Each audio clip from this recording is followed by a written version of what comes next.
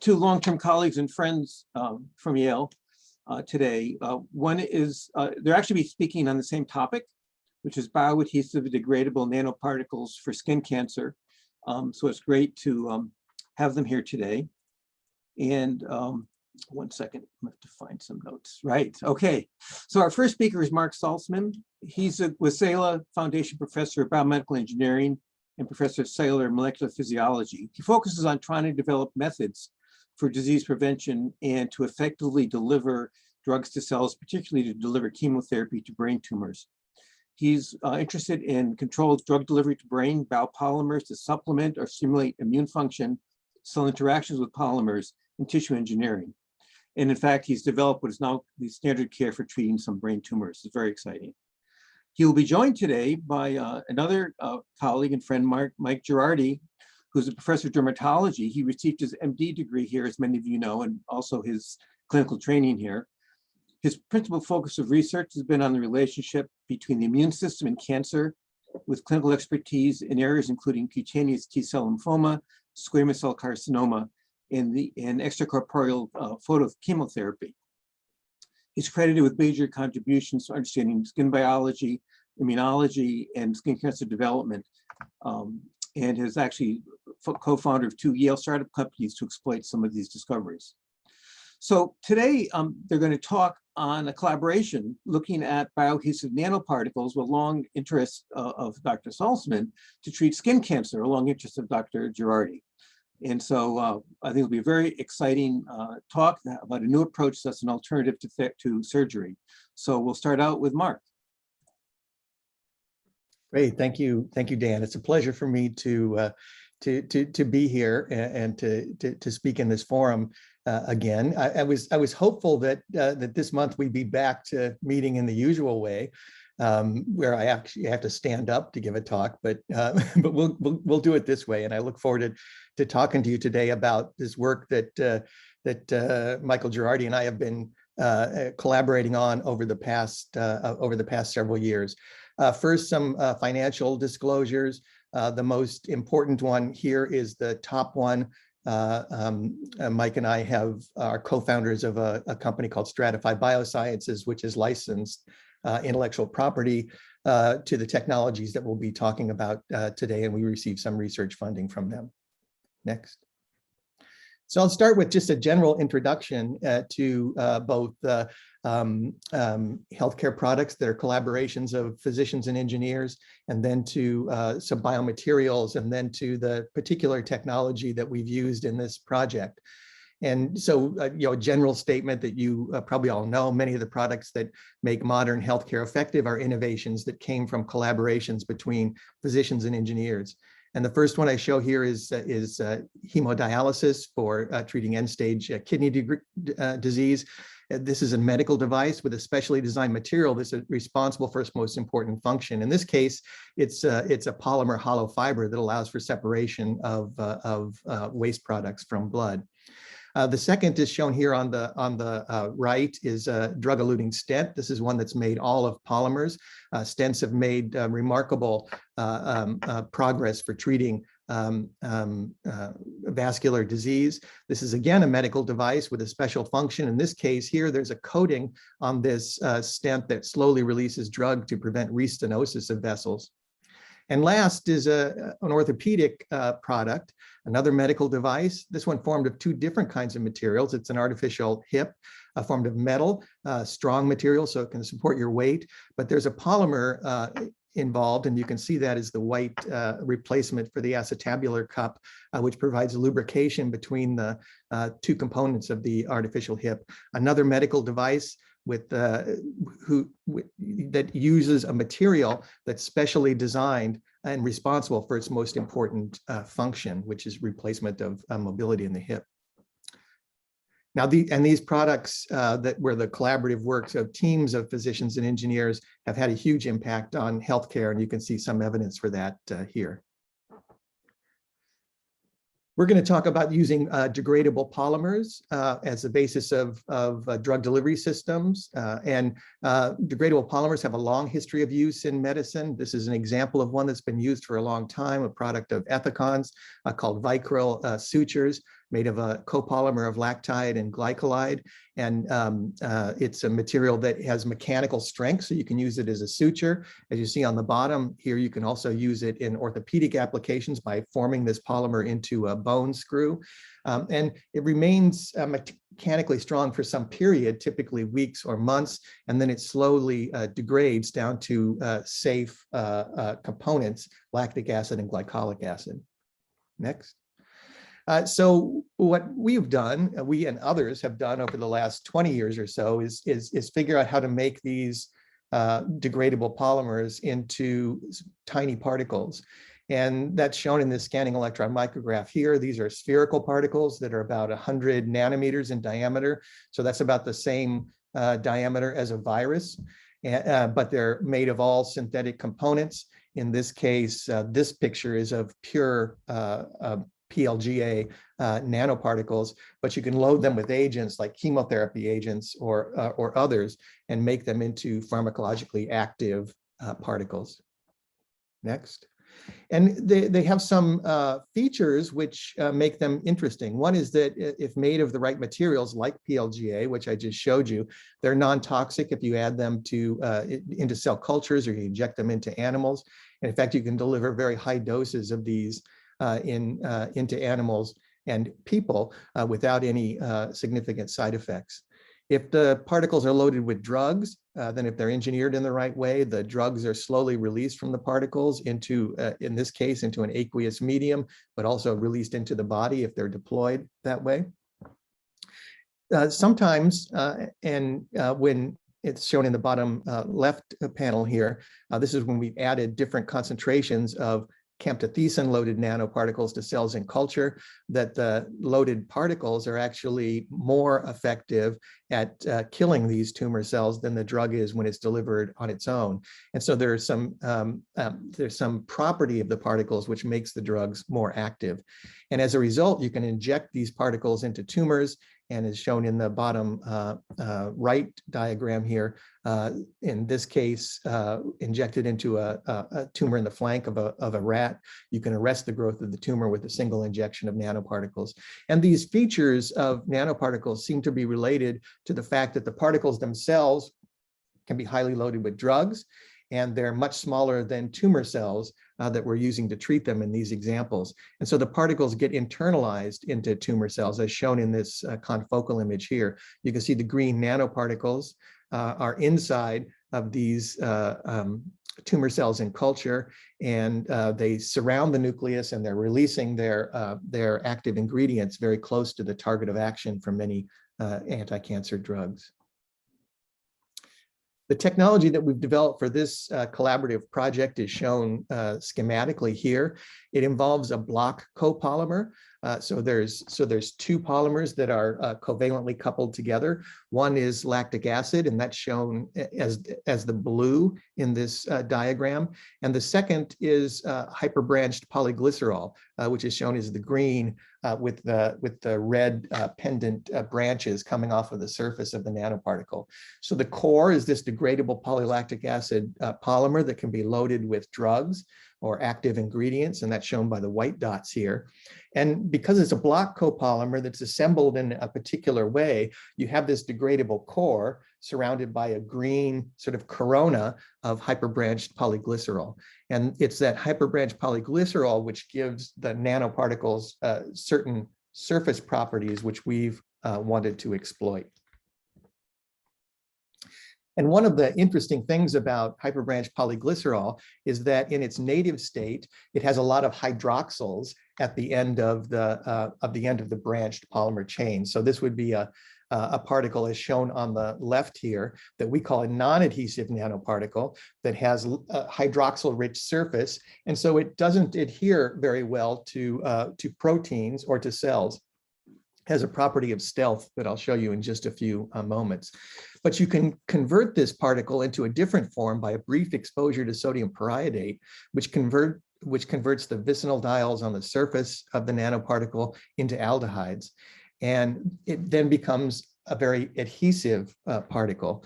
Adhesive because the aldehydes that are now covering the surface of the nanoparticle can react with amines in proteins or amines on a cell surface, and they'll form a Schiff base, a covalent attachment, which allows the nanoparticle to adhere to the cell or a matrix very strongly.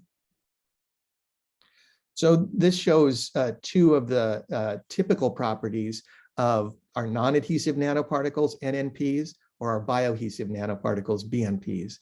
The non-adhesive particles, because they have very little interaction with biological cells and tissues, will circulate for a long time if you inject them intravenously. They avoid uptake in most organs, and that results in long circulation. You can see here the blue dots show a circulation half-time of about 10 hours compared to a conventional nanoparticle, which has a half-life of much less than an hour.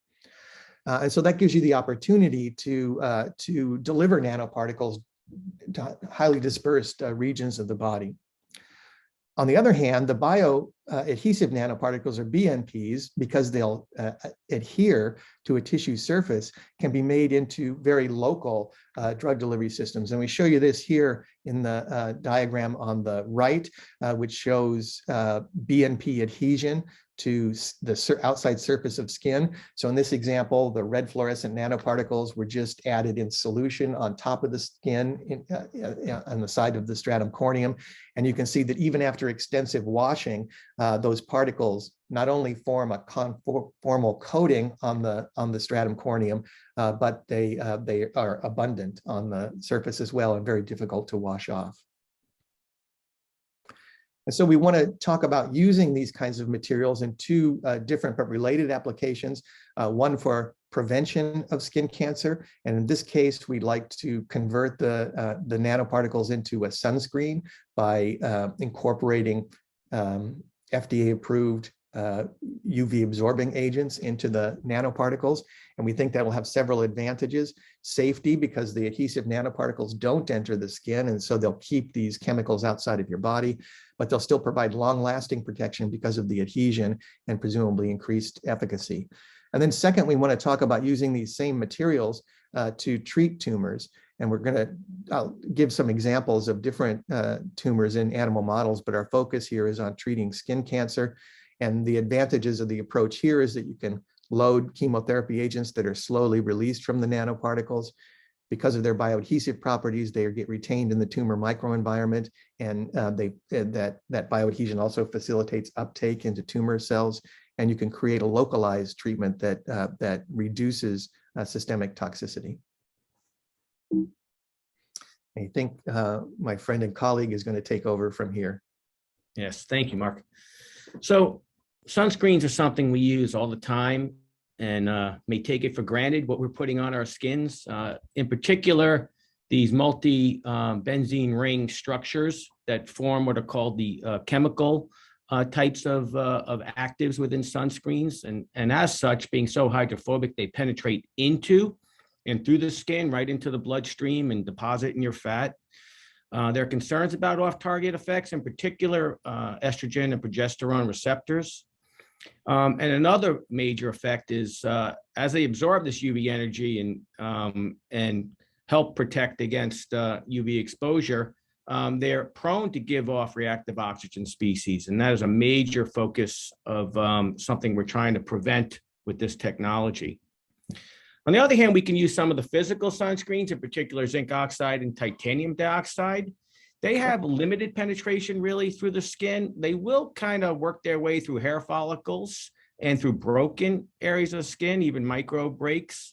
A major concern about their use in general is their aesthetic appearance, but they are major producers of ROS if they do get into cells, even though they're less likely to. They're not just physical blockers. They clearly will generate ROS as well. And here you can see why they don't have some of the appeal of use otherwise.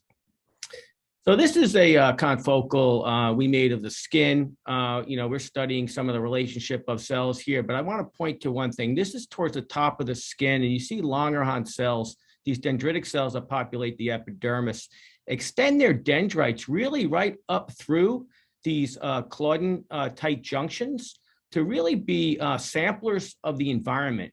And people think of, skin as an impenetrable barrier with its stratum corneum and its lipid protective components. But in point of fact, it is very interactive with the environment in many ways. Oops, circulate that for you a little bit. And you can see how they can bring potential agents down into the deeper layers of the epidermis.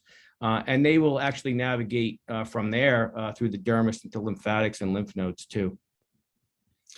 So another kind of spark on the controversy of sunscreen usage came about a year and a half ago when FDA was studying the plasma concentrations within folks that frequently apply these sunscreens, and noted that they achieved these levels of concentration that are known to have a special designation by the FDA as requiring toxicology studies, which of course have never really been done by the sunscreen industry, but are taking place now after that study. So the bioadhesive nanoparticle technology really allows for us to develop non-penetrating sunscreen and avoid some of these concerns about these agents getting in particular these hydrophobic chemical agents. If you apply it just on the surface, it doesn't just sit there. There are a lot of film formers and technologies that the industry tries to use, but they work only to some degree, as the FDA showed. But if we're able to encapsulate those within BMPs, we can keep these agents on the surface bound to the stratum corneum. Otherwise, if they penetrate within after photo exposure, you'll see very high levels of ROS generation directly attributable to those sunscreen agents that are supposed to be protecting. Here's what it looks like when we use fluorescent loaded BMP nanoparticles on the skin surface, and you can almost form a confluent blanket as the sun might see it. So this affords several major advantages. One of them is this durability after application. This is a covalent bond. It's a shift-based bonding that takes place with the aldehydes on the bioadhesive nanoparticles, and in particular affords it a water proofing protection, water resistance. And so that can be tested in these animals. It can be tested on other surfaces, and it can be applied to industry standards in trying to wash off these agents and see how protective they are. Current sunscreen formulations require reapplication every 2 hours. You won't see anything that lasts longer than that, but we can see these sticking around for much longer than a couple hours. The other thing that clearly is helpful by using BMP to incorporate these agents within is that we don't see penetration of the active sunscreen agents to the point that with free sunscreen, we might generate end products of ROS damage, for example, gamma H2AX or recruited proteins to sites of DNA damage due to ROS. But if the agent is incorporated within the BMPs, we don't see that damage after UV exposure. We've already applied these to human skin. We see a nice physical appearance to them. We see the capacity for them to protect against what's called minimal erythema doses. And we can do SPF testing, for example, with them and see their performance and their aesthetic advantages. But if we really want to kind of vigorously study these and according to industry standards, we use materials such as VITRO skin. This is a proprietary material that has amines within it, which is actually quite good for us to look at and study this bioadhesion. This is avobenzone, a very active in the UVA spectrum agent incorporated into NMPs. So you see how that looks on a pre-wash, and you see after it's exposed to washing for 3 hours in a water bath, what happens to the photoprotective spectra, and you can see that just deteriorates immediately in contrast to avobenzone incorporated within BNPs, which maintain quite nicely the photoprotective capacity across the full spectrum of the performance of avobenzone. We've done it with other agents, including Uvinol A, to see that continued protection even clearly after 3 hours and longer. We've taken this to the next level of using porcine skin and really trying to vigorously wash that off, revving up the revolution per minute and the time constraints, and then using HPLC in a very quantitative way to see how much avobenzone we were able to keep adhered to the skin. Here it is at 150 RPMs for 20 minutes. This is the industry standard for waterproof measurements. NNPs will come off at a 60% loss. The BNPs will adhere quite nicely, stay adhered through all of that at greater than 95% retained. And then we start to rev it up to way past industry standards, 450 RPMs, 3 hours, and see that we get the same relationship and the full adherence of BNPs upwards of about 80% after 3 hours at that level. We were quite surprised to actually see that BNPs gave us another advantage, and that is the capacity to prevent photodegradation, a quality called photostability. This is very important in sunscreen formulation, avobenzone in particular, as being really the main UVA protector active agent. It's a major concern because it's so susceptible to photodegradation. You can see that here after an industry standard dose of UV, what happens to the performance of avobenzone. So you imagine you put it on, you get exposed to ultraviolet light, and it just degrades. If you incorporate it within BNPs, and we're not completely sure of exactly how this is happening, but obviously within the PLA, there's a protective milieu that helps prevent some of that degradation from the avobenzone quite nicely. So octocrylene is a nice partner for avobenzone. Because it's a UVB absorber, so it complements it in that way, but also because it itself is a photo degradation stabilizer for avobenzone. So we were very interested if we just incorporated avobenzone, we can see a rate of degradation, photo degradation. But if we co-incorporated it with octocrylene, we were hoping to maintain a photostability at very high levels of UV exposure, upwards of 3 hours, and we were able to do that by co-incorporating those agents and found an optimal ratio for those also. But we were very surprised to see if we incorporated them separately that we still had that capacity for protection against photodegradation. Again, not something we completely understand as a relationship between particles where agents are individually incorporated. And then one more surprise from incorporation came about when we measured reflectance. So if you look at zinc oxide, a so-called physical blocker, as we described before, you're going to see a lot of reflectance. That helps in its performance and protection against UV, but it also gives it some of this shiny, sometimes even purplish, whitish hue to people's skin.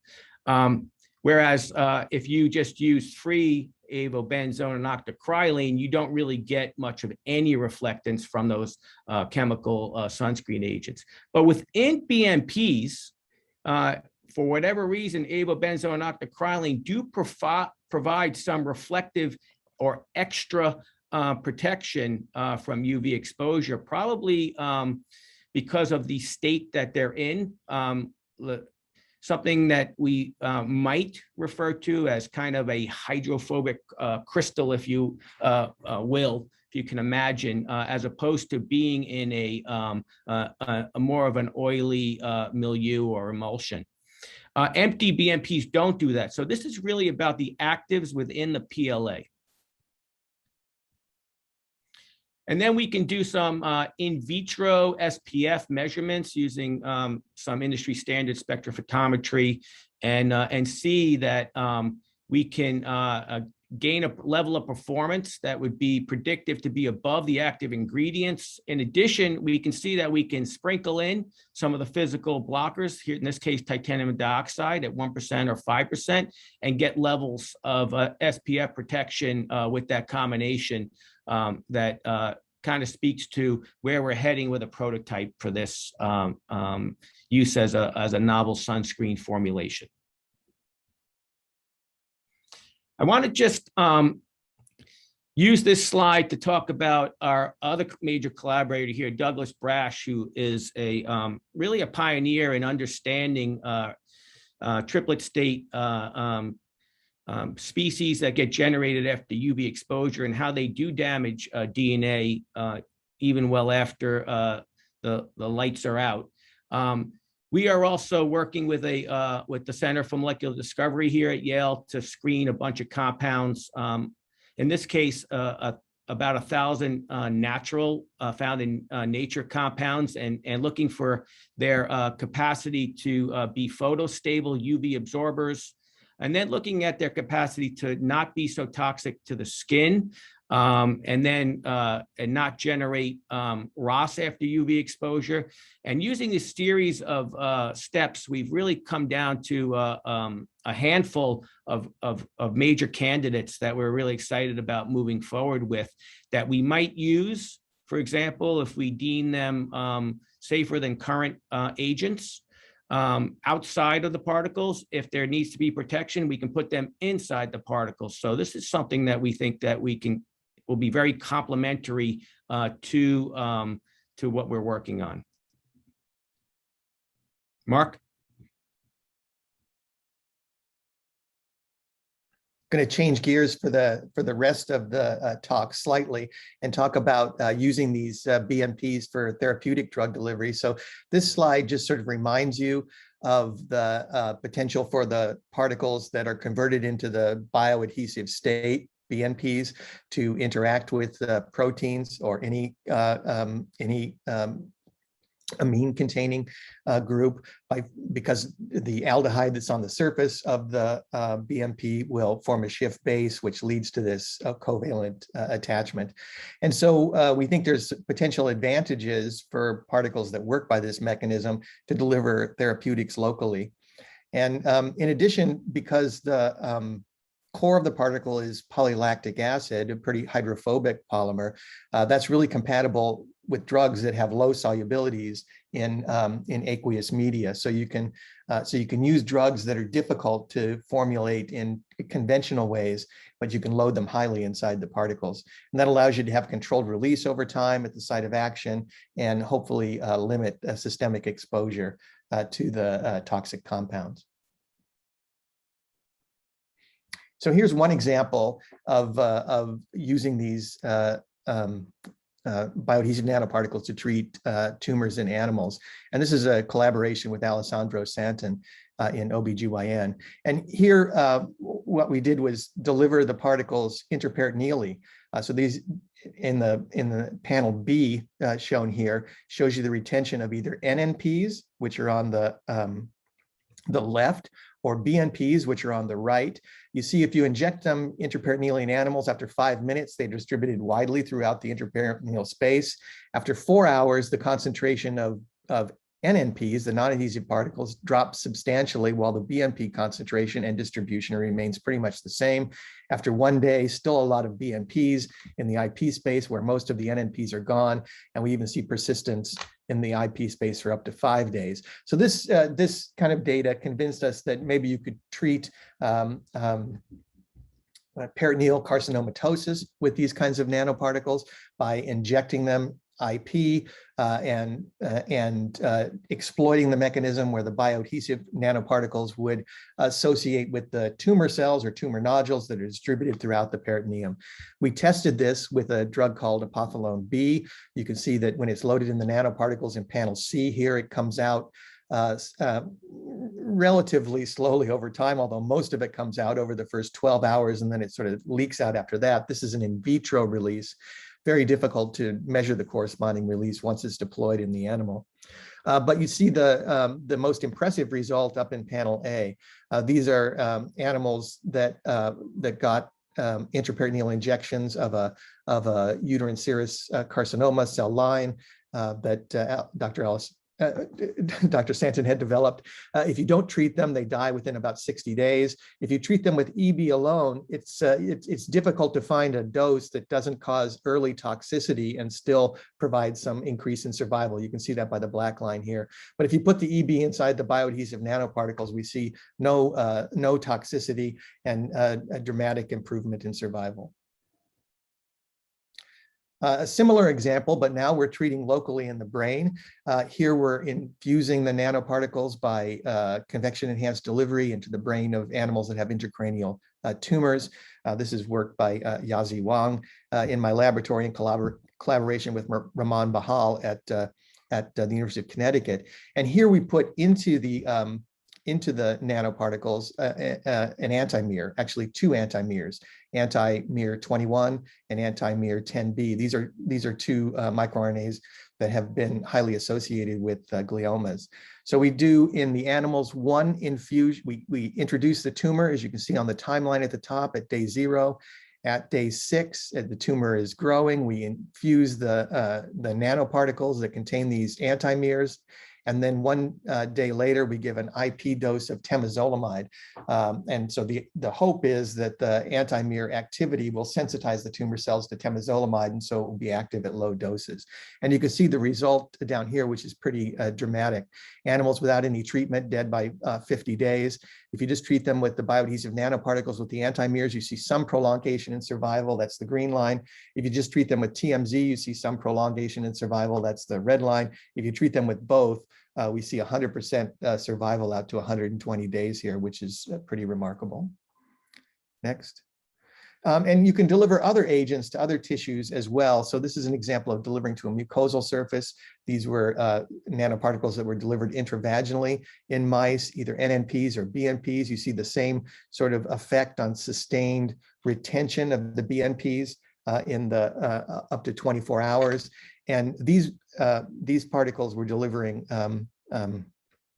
antiretroviral drugs to the reproductive tract. And you can see if you take the tissue and you dissociate it and look for cells that express CD45 or cells that express epithelial markers, that with the bioadhesive nanoparticles, the majority of the cells have nanoparticles within them and nanoparticles that contain the active drug.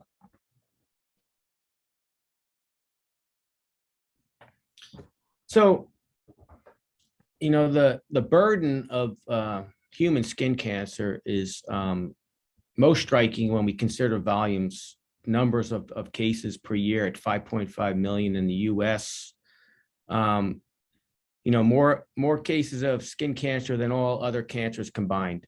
And this, though most of them, in particular basal cell not, and squamous cell a little bit, melanoma much more, can result in death. Cumulatively, it's about 15,000 per year in the US. And it's just a burden on the healthcare system, tremendous burden on treating all of these cases of skin cancer, multiple on a lot of patients, in particular transplant patients, fair-skinned individuals, multiple scars that can run into each other and cause other complications from destructive and surgical procedures. So there's really an unmet need for non-surgical options for patients, those that may not be great surgical candidates or those who would like something a little more simpler and less cost dependent. So a minimally invasive local alternative would be ideal for patients who might have superficial or minimally invasive lesions, so numerous simple ones. They may have locally advanced cancers where you want to come in with something local that could be used in conjunction, for example, with a systemic agent or combination. That could be an immunotherapeutic agent, such as checkpoint inhibitors, for example. Or there may be some that you really have really deep ones and you want to minimize the side effects of providing a systemic chemotherapeutic agent and how you might deliver it locally in those cases. It can be a targeted therapy, it can be a chemotherapeutic agent. The point is you're going to maintain high concentrations of the actives where you put the particles.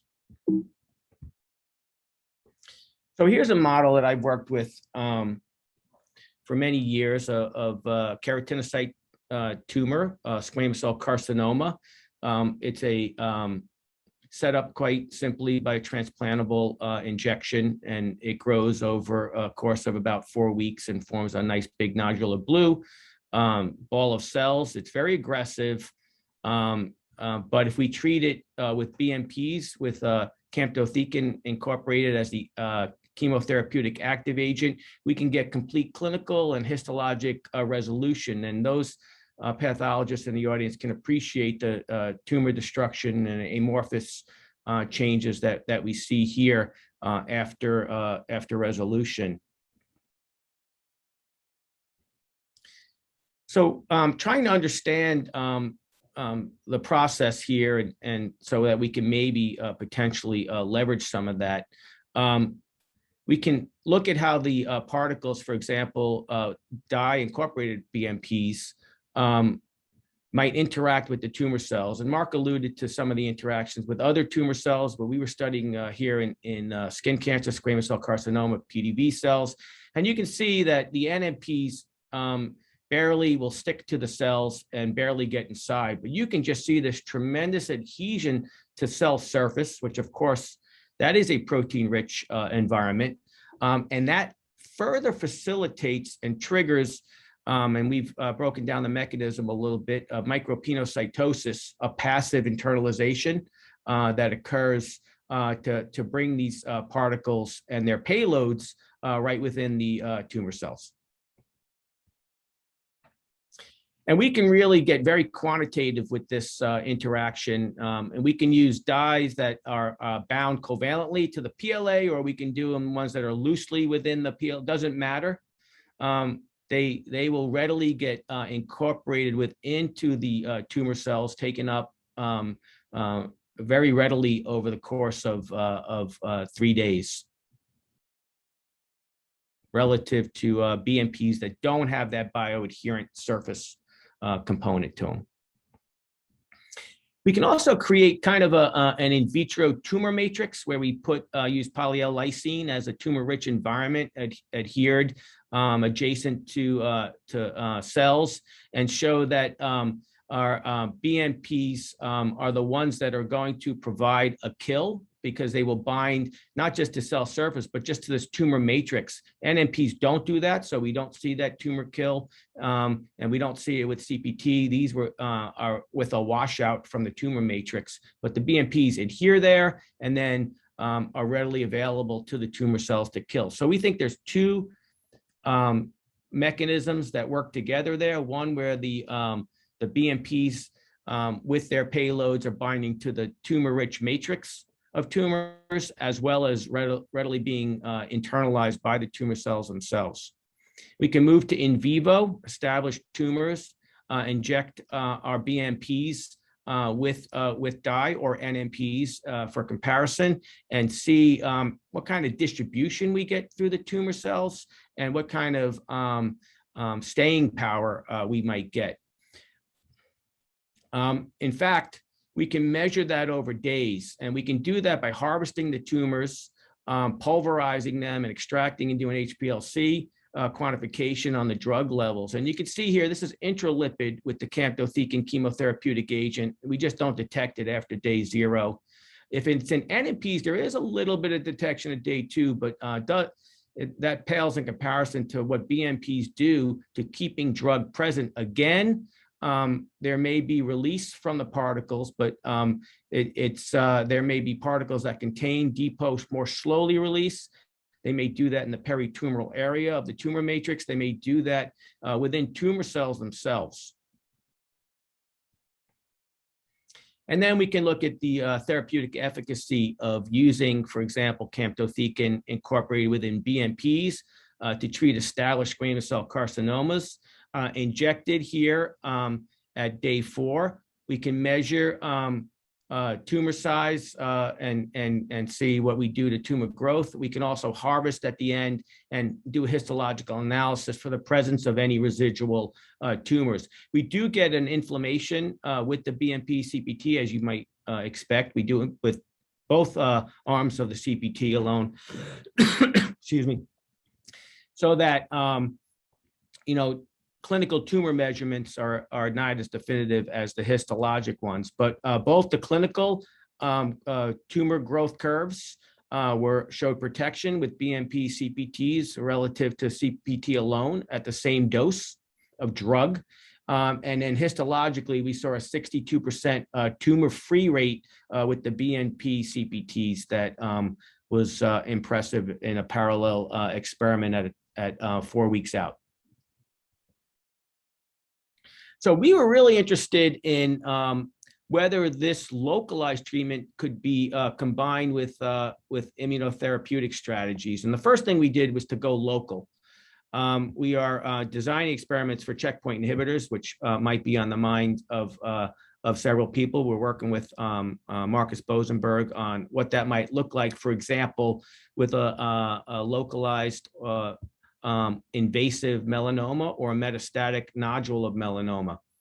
But in this case, this is our BNP PDV squamous cell carcinoma again, and we looked at again the capacity for BNPs to incorporate CPT, but be combined with a local immunotherapeutic agent. In this case, CPGs. People familiar with that know that this is a TLR9 ligand. So we're kind of creating a kill and thrill strategy where we're not just killing tumor cells, but trying to harness local immunity to help clean up residual ones, maybe some of that tumor debris, tumor antigen-rich material, and immunostimulation might create an in vivo vaccination effect. When we compare it to just intralipid CPT with that same immunostimulatory agent, we just do not get the level of protection we can get by pushing the system hard on the tumor side. This might be a little bit more easy to see. And when we look at individual tumor growths, and you see the shutting down of a lot of those tumors that were treated with combination. Mark? Just to finish up, just remind you of the two classes of nanoparticles we've worked here, really the same when they're synthesized and converted from NNPs into BNPs. We can load agents into the PLA, polylactic acid shell, and then we manipulate the hyperbranch polyglycerol in order to either make stealthy particles, NNPs, or adhesive particles, BNPs. So PLA is made from L-lactide as a monomer that costs about $5,000 per 10 kilograms, and it's been going up over time because of worldwide demand for lactide-based polymers. There are some alternates that have been used quite a lot in medicine, like caprolactone or pentadecalactone. Those are shown here. They're cheaper, but maybe by a factor of 2. But we focused on ethylene brassylate, which is also a lactone, but it's much cheaper, 10 times cheaper than L-lactide, which make a big difference in terms of manufacturing costs. Another advantage of ethylene brassylate is that it's produced in large quantities. It's been used a lot in the fragrance industry, so it's been put on lots of people's skin, and its properties are known. It's a sustainable product because it's produced from castor oil. It's not made from petroleum like those other polymers are. And we knew going into this that others had made these polymers, and you could make them with similar mechanical properties to PLA. So can you make them into bioadhesive nanoparticles? The answer is yes. And postdoc Janal Potapithya and graduate student Alex Josowicz have shown that in the next slide, that there's these are particles that were made in a variety of different conditions, which shown in the graph here, but you can see some of the particles by scanning electron micrographs in this scanning electron micrograph. So we're encouraged that this is something that we can accomplish, not just with the material we've shown here. We certainly have proof of principle that that material works in a variety of settings, but one can innovate on the material side as well and potentially make things that are better. All right, I'll summarize our joint efforts in skin cancer prevention and treatment. We've worked on formulating a prototype for our sunscreen that shows this bioadhesion advantage, photostability advantage, anti-permeation advantage, and SPF optimization advantages. We're working now on preclinical modeling for that. This is the MC1R EE mouse, so it has the same defect as fair-skinned, red-haired people with freckles, to look at both acute and chronic kind of modeling with that, to really try to optimize our performance prior to moving to the clinical spectrum. In addition, we're also looking at protecting specifically against both squamous cell carcinoma and melanoma mutations over chronic exposure protocols with that as part of the spore.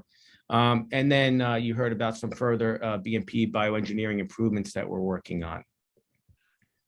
In addition, you heard about our efforts on localized therapy for skin cancer as a non-surgical alternative, the advantage of matrix bioadhesion, tumor cell binding and uptake advantages, and how this translates into drug retention advantages, efficient drug delivery and tumor elimination when delivered locally, decrease systemic toxicity levels, which we didn't show here. Compatibility with immunotherapy, which to me is very, very exciting for the potential to use a localized therapy in combination with a systemic immunotherapy or localized immunotherapy. And that is our ping pong tag team talk for the day. Obviously, a lot of people working in both our labs, in particular, Julie Lewis, Shalu Tomar, and Amanda Zhu contributed extensively to data you saw on the skin cancer side. And Mark highlighted people in his lab, but in particular, Hee-Wan Su has been the tremendous link between our two labs to bring the bioengineering component to skin cancer and skin cancer prevention modeling. And Doug Brash is also our partner in developing other strategies on skin cancer prevention, who's also been very much involved in how we try to make these formulations that might ultimately also prevent some of the oxidative damage that we talked about. Marcus Bosenberg and Harriet Kluger, in particular, as part of the SPORE, have been tremendously supportive of our work. And Ruth Halliban runs a core here that has provided us with numerous human skin samples, and we're very appreciative, especially Antonella as part of that. And of course, funding sources include the Cancer SPORE, but other grants from NCI, NIAMS, and NIEHS